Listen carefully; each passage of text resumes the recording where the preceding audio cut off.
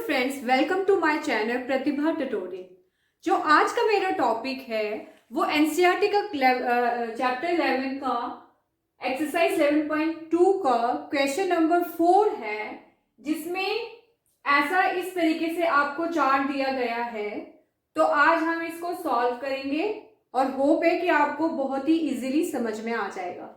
ठीक है, तो अगर आप ध्यान से देखो क्वेश्चन नंबर 4 क्या है, वो है फाइंड द मिसिंग वैल्यूज। तो आपने क्या करना है, इसमें मिसिंग वैल्यूज को फाइंड आउट करना है। तो सबसे पहले आप चार्ट को ध्यान से देखेंगे। इसमें बेस है, हाइट है और area of a triangle given है। तो सबसे पहले जो आपके माइंड में चीज आनी चाहिए वो ये है कि आपने इसमें क्या कैलकुलेट करना है। आपने इसमें जो टिप है वो याद रखनी है। टिप ये है कि एरिया ऑफ ए ट्रायंगल हम इसमें लेंगे।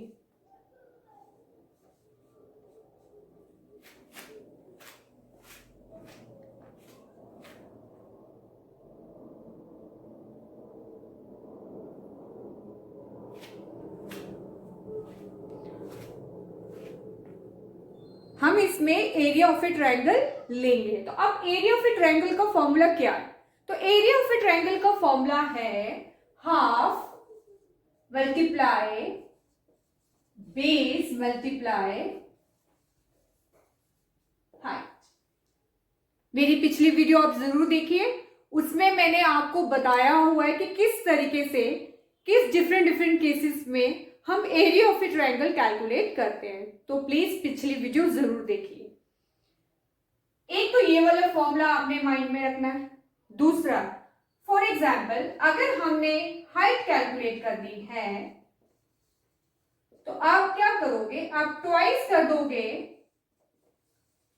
एरिया ऑफ ए ट्रायंगल को डिवाइडेड बाय, अगर हाइट यहां होगी तो यहां पे बेस होगा। ये अपने माइंड में ध्यान में रखना है। फॉर्मूला एक बार आपको पता चल गया कि कौन सा अप्लाई करना है, फिर आपको कोई मुश्किल नहीं आएगी। तीसरी चीज आपने जो माइंड में रखनी है वो ये है कि अगर आपने बेस कैलकुलेट करना है, अगेन आप ट्वाइस कर दोगे एरिया ऑफ ए ट्रायंगल को डिवाइडेड बाय आप कर दोगे हाइट। ये वो फॉर्मूले हैं जो मैंने अपनी पिछली वीडियो में भी आपको समझाया था कि ये रिलेशनशिप है जो आपको हमेशा माइंड में रखनी है। तो चलिए अब हम अपने क्वेश्चन की तरफ चलते हैं। आप ए पार्ट देखिए। ए पार्ट में आपको बेस गिवन है, एरिया गिवन है, हाइट आपको कैलकुलेट करनी है। सो आपने ये ध्यान में रखना है कि बेस कितनी है 50 सेंटीमीटर, एरिया कितना है ट्रायंगल का, area of a triangle is कितना है 87 सेंटीमीटर स्क्वायर। ये आपको गिवन है। तो अब हम फॉर्मूला अप्लाई करते हुए, फॉर्मूला कौन सा अप्लाई करेंगे, इसमें कैलकुलेट आपने क्या करना है, इसमें आपने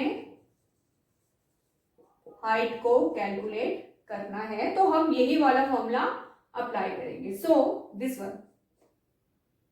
पहले तो हम फॉर्मूला एज सच पूरा लिखेंगे कि area of a triangle is equal to half base into height. Formula आप पहले आप कंप्लीट लिखो, फिर उसके बाद आपने कैलकुलेट क्या करना है, height. So height is equal to twice of, twice जरूर रखना है क्योंकि पैरेललोग्राम में हम ट्वाइस नहीं रखते, पर ट्रायंगल में हमने यहाँ पे ट्वाइस जरूर रखना है क्योंकि यहाँ पे हाफ है, वो दूसरी साइड जाके ट्वाइस बना देगा एरिया ऑफ ए ट्रायंगल को। Twice area of triangle divided by, अगर यहाँ पे हाइट है तो यहाँ पे आपका बेस आ जाएगा। ठीक है, क्लियर। तो twice of area of a triangle is given, जो है 87 centimetre square divided by base is 15 centimetre square. थोड़ा सा इसको सॉल्व करूंगी मैं, बेस स्क्वायर नहीं है सेंटीमीटर है, इससे ये कट जाएगा, एक ही सेंटीमीटर बचेगा। सो 2 7s are 14, 1 carry, 2 8s are 16, 70 centimetre bye 15।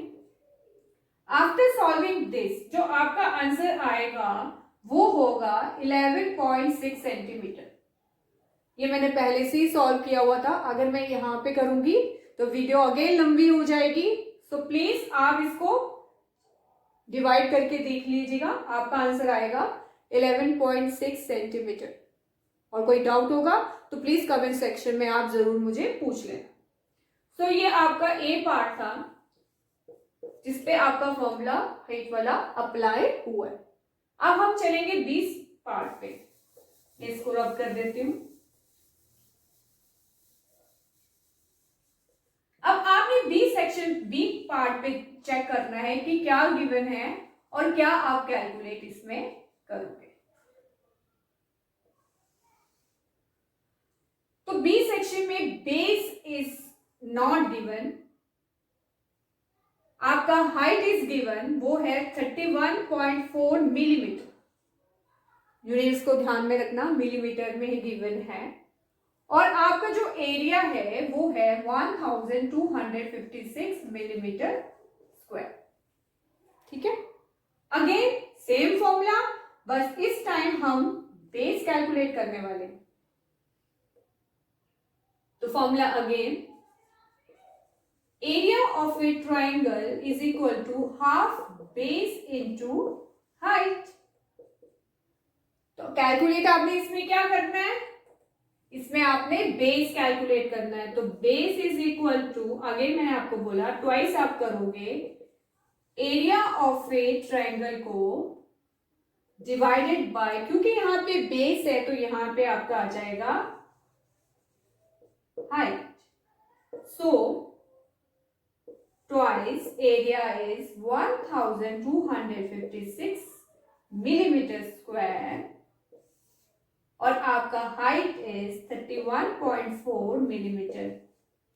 ये मिलीमीटर स्क्वायर से कैंसिल आउट कर जो हो जाएगा, एक ही मिलीमीटर बचेगा। तो आफ्टर सॉल्विंग दिस जो आपका आंसर आने वाला है वो है 80 मिलीमीटर।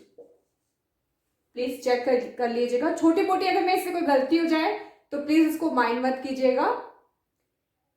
तो इस तरीके से आपका बेस कैलकुलेट हो गया है बाय अप्लाइंग ये वाला फॉर्मूला, बेस वाला।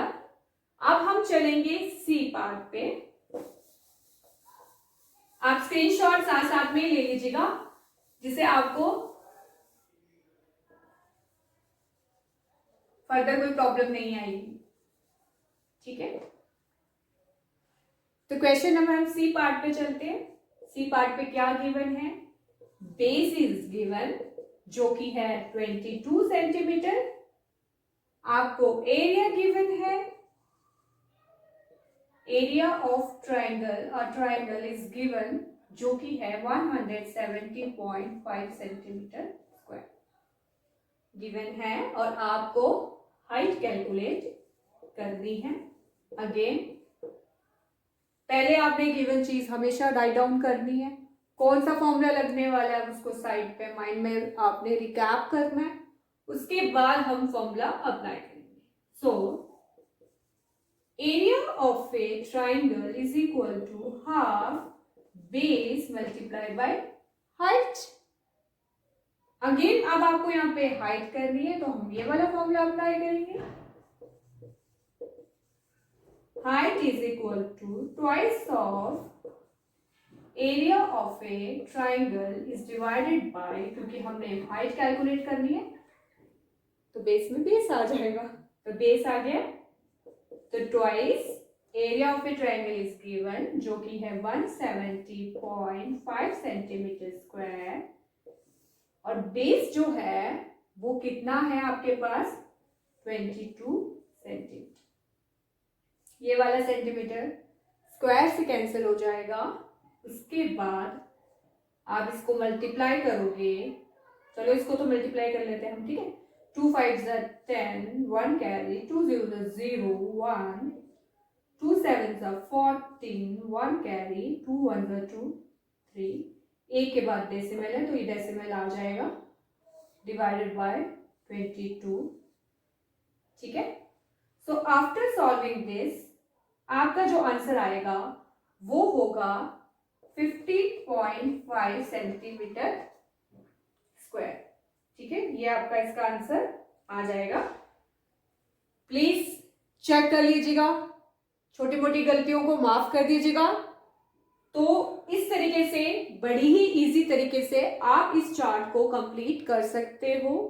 बस यही, अब देखो ये तो आपका एनसीईआरटी का क्वेश्चन है, आप सीबीएसई में पढ़ रहे हो, जेके बोर्ड में पढ़ रहे हो, कोई प्रॉब्लम नहीं है। आपने किसी तरीके का भी क्वेश्चन आपको आए, सबसे पहले गिवन चीज लिखकर साइड पे आपने हमेशा फॉर्मूला कौन सा अप्लाई होने वाला है वो टिप के लिए आप रख लो, तो आपका आंसर बड़ी ही आसानी से निकल जाएगा। अगर आपको वीडियो पसंद आई है तो प्लीज इसको लाइक जरूर कीजिए, शेयर कीजिए और हाँ, मेरे चैनल को सब्सक्राइब करना मत भूलिए। Thank you very much.